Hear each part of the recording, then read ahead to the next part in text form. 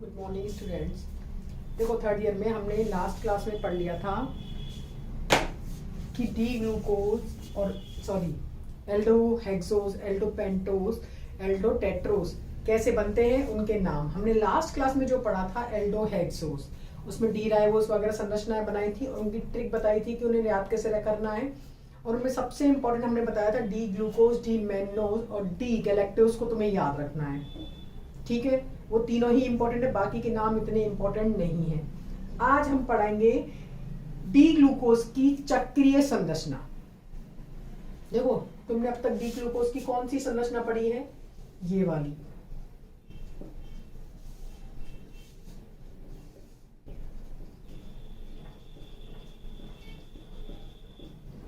ठीक है, ये विब्रत श्रृंखला कहलाती है। क्या कहलाती है ये? विब्रत श्रृंखला। तो ये क्या है? डी ग्लूकोज की विब्रत श्रृंखला। आज हम पढ़ेंगे कि जो डी ग्लूकोज होता है वो साइक्लिक फॉर्म में पाया जाता है। तो उसके पीछे प्रमाण क्या है कि डी ग्लूकोज के साइक्लिक स्ट्रक्चर जो है, देखो जो ये विब्रत श्रृंखला है, कई सारे हमने रिएक्शंस के साथ करके देखी थी, उन सब के हमने प्रोडक्ट बना के देखे थे। लेकिन कई ऐसे अभिकर्मक हैं जो इस विब्रत श्रृंखला के साथ अभिक्रिया करके उत्पाद नहीं बनाते हैं, जबकि इसमें CHO समूह उपस्थित है। क्या बोल रहे हैं हम? इसको क्यों पढ़ रहे हैं, इसका कारण बता रहे हैं कि जो डी ग्लूकोज है उसकी हमने चेन वाली, श्रृंखला वाली, विब्रत श्रृंखला वाली वो देखी थी स्ट्रक्चर। उस विब्रत श्रृंखला वाली स्ट्रक्चर में हमने देखा था कि ये सारी अभिक्रियाएं दे रहा था, बिल्कुल सारी अभिक्रियाएं दे रहा था।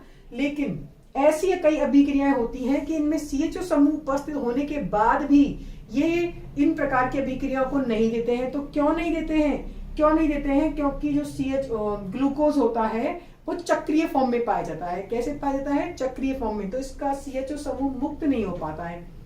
अगर इसमें मुक्त CHO समूह नहीं होता है, मुक्त कार्बोनिल समूह नहीं होता है, इसका कारण क्या है? इसकी हमने कई रिएक्शन देखी है। जैसे डी ग्लूकोज, पहला हमने पॉइंट देखा है, डी ग्लूकोज CHO ग्रुप की कैरेक्टरिस्टिक्स रिएक्शंस नहीं देता है। देखो सिर्फ रिएजेंट, जैसे ग्लूकोज हमेशा CHO समूह उपस्थित होने के कारण सिर्फ अभिकर्मक से अभिक्रिया करना चाहिए था, लेकिन हमने जब ग्लूकोज की अभिक्रिया सिर्फ अभिकर्मक से करवाई तो उसने कोई अभिक्रिया नहीं करी। तो उसका कारण क्या था? जबकि इसमें CHO समूह है, फिर भी ये सिर्फ अभिकर्मक के साथ अभिक्रिया नहीं करना। तो क्यों नहीं कर रहा है? क्योंकि डी ग्लूकोज की चक्रीय संरचना होती है, इसीलिए ये सिर्फ अभिकर्मक के साथ अभिक्रिया नहीं करता। दूसरा पॉइंट है कि अमोनिया तथा NaSO3 के साथ अभिक्रिया नहीं करता है। क्यों नहीं करता है बाइसल्फेट के साथ? क्योंकि इसमें मुक्त CHO समूह नहीं है। आगे बात समझ में। नेक्स्ट पॉइंट है डी ग्लूकोज की दो क्रिस्टलाइन फॉर्म पाई जाती हैं। हिंदी ट्रांसलेट तुम कर सकते हो, मैं बोल रही हूँ। दूसरा पॉइंट क्या है जो ये साबित करता है कि इसमें चक्रीय संरचना होती है कि डी ग्लूकोज में दो क्रिस्टलाइन फॉर्म पाई जाती है, दो क्रिस्टलीय संरचनाएं इसकी पाई जाती हैं। कौन कौन सी? अल्फा डी ग्लूकोज और बीटा डी ग्लूकोज। कौन कौन सी फॉर्म पाई जाती हैं अभी बताएंगे। इनको नाम कैसे दिया है, अल्फा डी और बीटा डी, है ना। अल्फा डी ग्लूकोज और बीटा डी ग्लूकोज, इनका मेल्टिंग पॉइंट दोनों का अलग अलग है। इसके बेसिस पे हम इनको पहचानते हैं कि कौन सा अल्फा है, कौन सा बीटा है। अल्फा का मेल्टिंग पॉइंट है, ये कितने टेम्परेचर पे पिघलता है?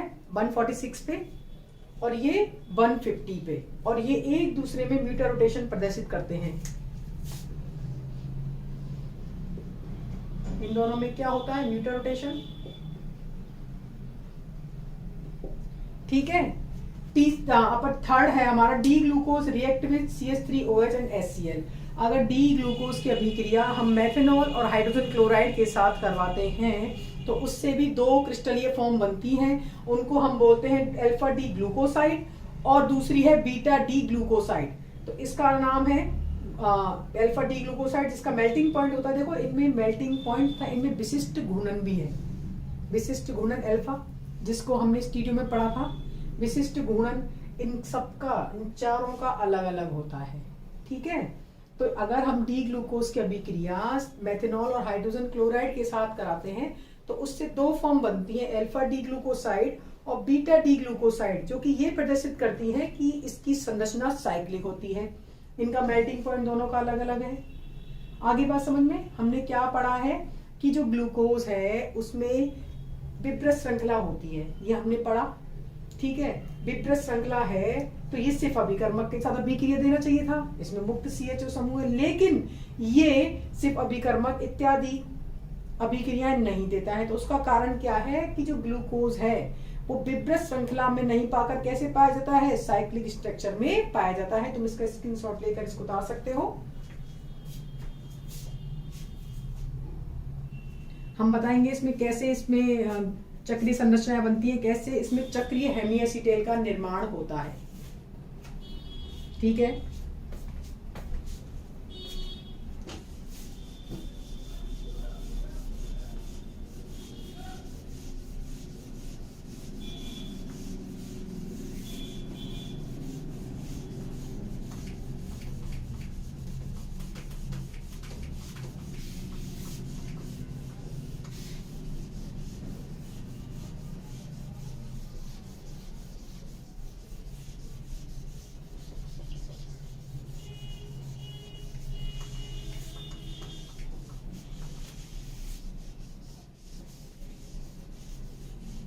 देखो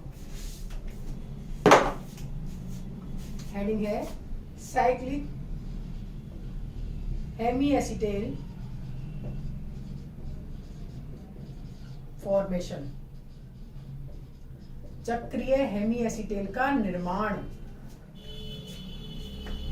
चक्रीय हेमीएसीटेल का निर्माण देखो, डी ग्लूकोज क्या है, एक पॉलीहाइड्रोक्सी एल्कोहल है।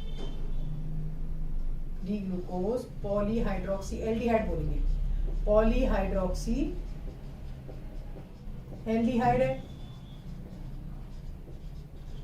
बिल्कुल है, क्योंकि इसमें कई सारे OH समूह और एक CHO समूह पाया जाता है। ग्लूकोज में CHO तथा OH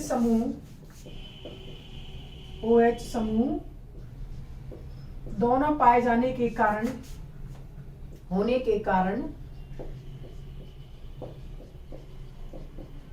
ये क्या देता है, इंट्रामोलिक्यूलर अंतः अणुक नाभिक स्नेही योगात्मक अभिक्रिया देता है। न्यूक्लियोफिलिक इसमें होती है, न्यूक्लियोफिलिक एडिशन रिएक्शन होती है, होने के कारण इसमें अंतः अणुक नाभिक स्नेही योगात्मक अभिक्रिया होती है।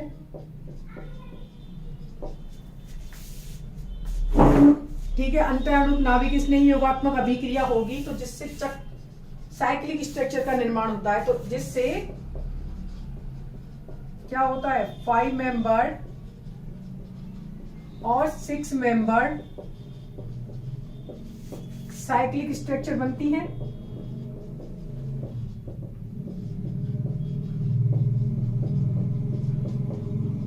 ये पॉइंट है इसके, साइक्लिक स्ट्रक्चर बनती है।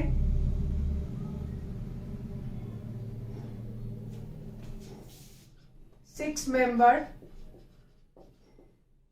साइक्लिक स्ट्रक्चर क्या कहलाती है, साइक्लिक हेमीएसीटेल कहलाती है। कौन सी वाली, ये साइक्लिक हेमीएसीटेल कहलाती है। 6 मेंबर साइक्लिक संरचना क्या कहलाती है, साइक्लिक हेमीएसीटेल। कैसे, ये देखो, हम बनाएंगे पहले ग्लूकोज, सेंटर में बनाएंगे इसको।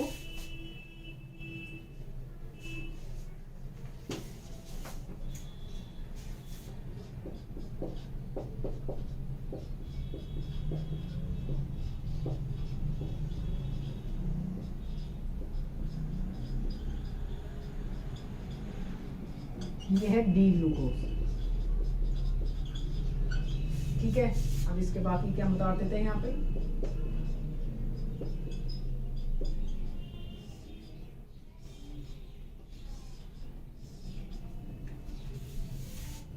अगर इसकी बात करें, वही कार्बन से ऑक्सीजन इलेक्ट्रॉन ट्रांसफर होगा, कार्बन से ऑक्सीजन इलेक्ट्रॉन ट्रांसफर, कार्बन पे क्या आ जाएगा, पॉजिटिव चार्ज। अब इसमें देखो 1 2 3 4 5 बनाना कैसे है, 6 CHO तथा C5 वाला कार्बन, CHO तथा C5 वाला कार्बन मिलकर चक्रीय हेमी एसिटेट का निर्माण करते हैं। इसमें ये पॉइंट और लिख देना, CHO एंड C5 कार्बन मिलकर हेमी एसिटेल का निर्माण करते हैं, का फॉर्मेशन करते हैं। अब देखो हम इसमें बात कर रहे हैं, यहां से यहां इलेक्ट्रॉन ट्रांसफर हुए तो कार्बन पे क्या आ गया, पॉजिटिव चार्ज। कार्बन पे पॉजिटिव चार्ज होगा तो ये क्या करेगा, इस ऑक्सीजन से इलेक्ट्रॉन लेगा। ये ऑक्सीजन के इलेक्ट्रॉन कहां ट्रांसफर हो जाएंगे, इस पर, इस कार्बन पर। अगर इस कार्बन पर इलेक्ट्रॉन ट्रांसफर हुए तो ये क्या बनाएगा, बॉन्ड बन गए इन दोनों के बीच, तो ऑक्सीजन पे आएगा पॉजिटिव चार्ज, इलेक्ट्रॉन दिए इसने वही कार्बन को। इसका पॉजिटिव चार्ज लाने के लिए यहां से H+ की फॉर्म में बाहर निकल जाएगा। ठीक है, तो देखो प्लस की फॉर्म में ये बाहर गया और यहाँ ऑक्सीजन से माइनस आया तो ये H+ कहां जाता है, ऑक्सीजन माइनस पे। अब इससे दो प्रकार की संरचनाओं का निर्माण होता है, कौन सी, एक जिसमें OH, देखो यहाँ पे क्या बन गया, COH और ये H, ये तो बन गया C, ऑक्सीजन माइनस पे H+ आ गया। ठीक है, इस ऑक्सीजन ने इस कार्बन के संग बंध बना लिया। अब हम इसका बंध बना रहे हैं, देखो ये कार्बन ने इसकी ऑक्सीजन के साथ बंध बना लिया, 2 3 4 और 1 5 बना लिया बंध। यहां तक कोई दिक्कत नहीं है, होनी भी नहीं चाहिए। अब ये दोनों जुड़ गए, OH बन गया। अब क्या होगा, एक जिसमें OH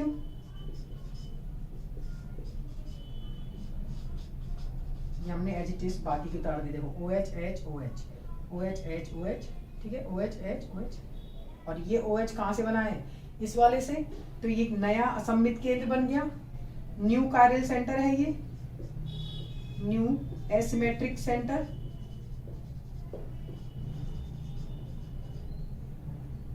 और बाकी के हम इसको उतार देते हैं।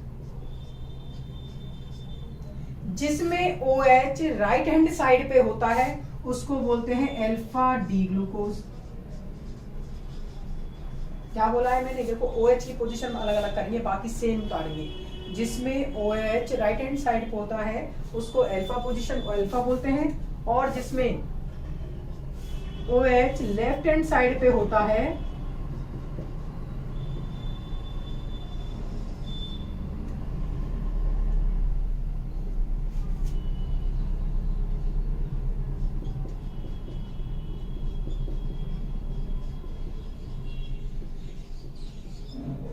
ये लो,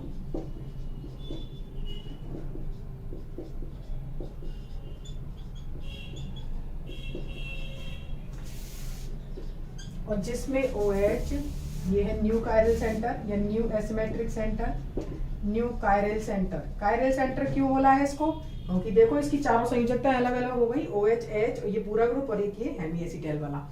अब जिसमें OH लेफ्ट हैंड साइड पे होता है उसको बोलते हैं बीटा, और डी ग्लूकोज तो ये है ही, तो इसका नाम क्या हो गया, अल्फा डी ग्लूकोज और बीटा डी ग्लूकोज।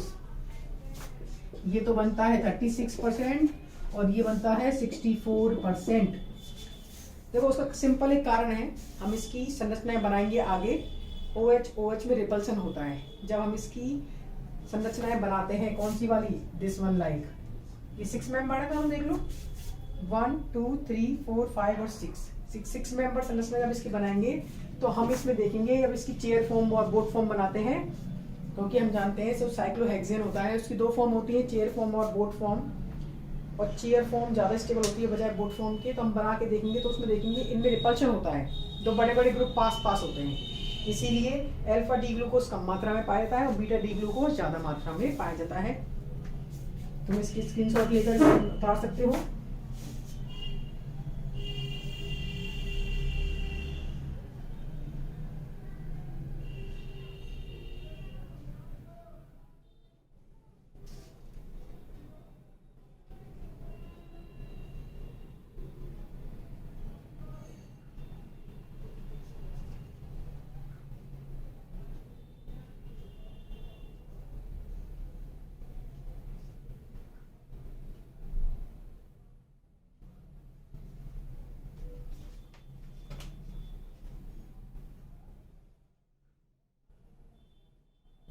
ठीक है।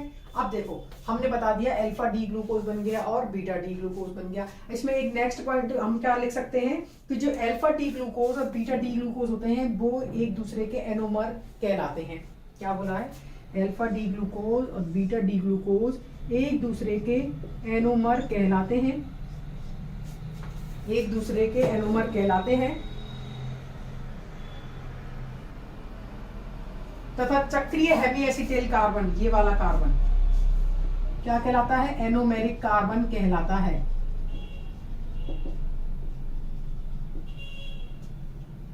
ये कौन सा कहलाता है? Anomeric carbon. वापस सुन लो, देखो हमने क्या बनाई है, इसकी चक्रीय संरचना बनाई है। हमने देखा, एक मिनट,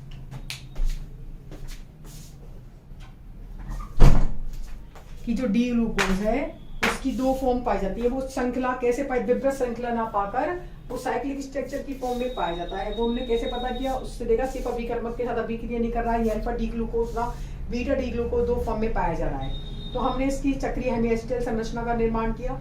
तो उसमें हमने देखा, देखो ये दो तरह की संरचनाएं बना सकती है, 5 मेंबर और 6 मेंबर। अभी हम नेक्स्ट लेक्चर में बात करेंगे 5 मेंबर कैसे और 6 मेंबर कैसे। देखो 5 मेंबर 6 मेंबर में 6 मेंबर हम जानते हैं ज्यादा स्थायी होती है। बेयर का तनाव सिद्धांत हम पढ़ चुके हैं फर्स्ट ईयर में, उसमें उसने बताया था जो 5 मेंबर होती है वो ज्यादा स्थायी होती है। क्यों होती है? क्योंकि उसमें कोणीय विकृति या तनाव होता है सबसे कम। लेकिन जो जनरल फैक्ट पाए गए हैं उनमें पता गया है कि चक्रीय संरचनाओं में 6 मेंबर संरचना ज्यादा स्थायी होती है। सौसे तथा मोर ने बताया था, सौसे तथा मोर ने क्या बताया था कि जो चक्रीय संरचनाएं होती हैं उनमें 6 मेंबर संरचना सबसे अधिक स्थायी होती है। क्यों होती है? क्योंकि वो दो फॉर्म में पाई जाती है। एक तो होती है चेयर फॉर्म, एक होती है boat form. And chair form is more stable then boat form. ठीक है, गॉट इट। उनमें स्ट्रेन होता ही नहीं है। क्यों नहीं होता है स्ट्रेन? मैं तुम्हें वापस से रिवाइज करा देती हूँ। जो 6 मेंबर संरचनाएं होती हैं, देखो बेयर ने तो कहा था सारी की सारी चक्रीय संरचनाएं जो होती हैं वो समतलीय होती हैं, प्लेनर होती हैं। तो प्लेनर होती हैं और इनमें संकरण होता है, क्योंकि चक्रीय संरचनाएं क्या है? ये है चक्रीय संरचनाएं। अब चक्रीय संरचनाएं हैं, इन कार्बन में संकरण तो क्या होगा? sp3, बिल्कुल sp3 संकरण है। और sp3 संकरण है तो इनमें बंध कोण होना चाहिए 109 डिग्री 28 मिनट। हम सब जानते हैं sp3 संकरण में बंध कोण 109 डिग्री 28 मिनट होता है। लेकिन चक्रीय संरचनाओं में ये बंध कोण कुछ विकृत हो जाता है और उस विकृति के कारण ही इन वलयों में तनाव उत्पन्न होता है। उस तनाव के कारण इनका स्थायित्व कम हो जाता है, जिसको हमने कोणीय विकृति अल्फा वगैरह सब निकाले थे फर्स्ट ईयर में। वो हमारे अभी काम के नहीं है। तो हमने उसमें सब देखा था कि 5 मेंबर और 6 मेंबर संरचनाएं ज्यादा स्थायी थी। 6 मेंबर क्यों थी? क्योंकि वो प्लेनर नहीं होती है। 6 मेंबर 6 सदस्यीय संरचना प्लेनर नहीं होती। वो शासे मोर ने बताया था। कैसे बताया था? कि 6 मेंबर जो संरचनाएं हैं या उससे ऊपर की संरचनाएं हैं वो प्लेनर नहीं होकर अपने आप में एक पकड़ अवस्था में होती है, थोड़ी ट्विस्ट कर लेती है अपने आप को, और उसमें बंध कोण वो 109 डिग्री 28 मिनट ही रखती है। क्या बोल रहे हैं हम?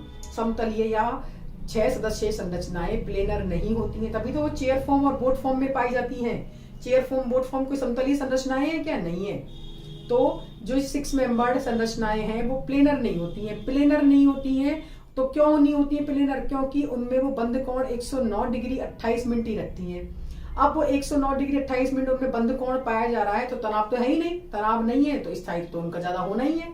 आगे बात समझ में, इसीलिए हमने यहाँ पे कौन सी संरचना बनाई है? 6 मेंबर्ड संरचना। अब इसमें CHO समूह और हाइड्रोक्सी समूह दोनों एक साथ होते हैं। दोनों एक साथ होने के कारण इनमें नाभिक स्नेही योगात्मक अभिक्रियाएं एक ही अणु में हो जाती हैं। मतलब इंट्रामोलिक्यूलर न्यूक्लियोफिलिक एडिशन रिएक्शंस होती हैं इसमें एक ही अणु में। इंट्रामोलिक्यूलर कैसे होती है? कार्बन से ऑक्सीजन इलेक्ट्रॉन ट्रांसफर होता है। कार्बन पे आता है पॉजिटिव, ऑक्सीजन पे आता है नेगेटिव। इस पॉजिटिव से इस ऑक्सीजन के इलेक्ट्रॉन जुड़ते हैं। ऑक्सीजन के इलेक्ट्रॉन जुड़ते हैं तो ऑक्सीजन पे पॉजिटिव चार्ज आता है। इस पॉजिटिव चार्ज को हटाने के लिए H+ की फॉर्म में बाहर निकलेगा, जो कि ऑक्सीजन माइनस से जुड़ जाता है। ये बन गई। अब इनमें क्या होता है? दो प्रकार की संरचनाएं बनती हैं। जो ये हेमी एसिटाइल संरचनाएं हैं केवल और केवल एनोमेरिक कार्बन पे ही भिन्न होती हैं, या हेमी एसिटाइल कार्बन पे ही इनमें भिन्नता पाई जाती है। इसको बोलते हैं हेमी एसिटाइल कार्बन या एनोमेरिक कार्बन। इसमें इनके अगर OH दाईं ओर लगा हो, राइट हैंड साइड पे अगर OH लगता है तो उसको अल्फा फॉर्म बोला जाता है, अगर OH लेफ्ट हैंड साइड पे लगा हो तो उसको बीटा फॉर्म बोला जाता है। तो ये बन गई अल्फा डी ग्लूकोज और ये बन गई बीटा डी ग्लूकोज। अब हम बात कर रहे हैं कि बीटा डी ग्लूकोज ज्यादा मात्रा में बनती है बजाय अल्फा डी के, आगे एक्सप्लेन करेंगे कैसे। वही जैसे हम 6 मेंबर की संरचना बनाते थे साइक्लिक और गुड फॉर्म, उसी की तरह, ठीक है। अब हम नेक्स्ट क्लास में बात करेंगे इनकी 5 मेंबर संरचना का नाम। देखो इसको तो बोलते हैं पायरेनोस। जो 6 मेंबर संरचनाएं हैं उनको बोला जाता है पायरेनोस, और जो 5 मेंबर संरचनाएं हैं उनको बोला जाता है फ्यूरेनोस। 5 मेंबर और 6 मेंबर में 5 मेंबर ही बनाएंगे नेक्स्ट क्लास में। जो 5 मेंबर किसके एनालॉग होती हैं? पायरेन, ये है पायरेन, इसके एनालॉग होती है, इसलिए पायरेनोस बोला जाता है। और 6 मेंबर संरचना 5 मेंबर संरचनाएं फ्यूरेन के एनालॉग होती हैं, इसीलिए इनको बोला जाता है फ्यूरेनोस। क्या बोला जाता है इनको? फ्यूरेनोस। इसी के आधार पर इनको नाम देते हैं, आगे बात करेंगे। तो इनका नाम हो जाता है alpha D glucopyranose, beta D glucopyranose. 6 member है इसलिए, ठीक है। वो नेक्स्ट क्लास में बात करेंगे, आज इतना ही पढ़ो।